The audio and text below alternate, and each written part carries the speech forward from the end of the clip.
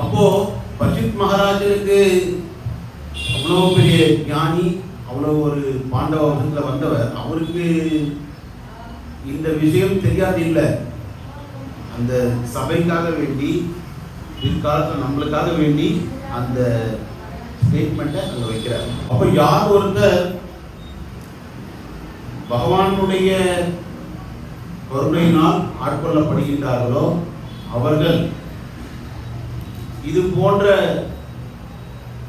பயத்தினால் அல்லது இது போன்ற நிலையை உணர்வதினால் ஆன்மீகத்திற்கு வர முடியும். அதில் சில பேர் பகவானுடைய நாம சங்கீர்த்தனத்தில் கோவிட்-19 அப்புறம் ஈடுபட்டு பக்தர்களாக கூட மாறியிருக்கலாம். இந்த விதத்தில் அவங்களுக்கு அது பகவானுடைய கருணை. பட்சித் மகாராஜன்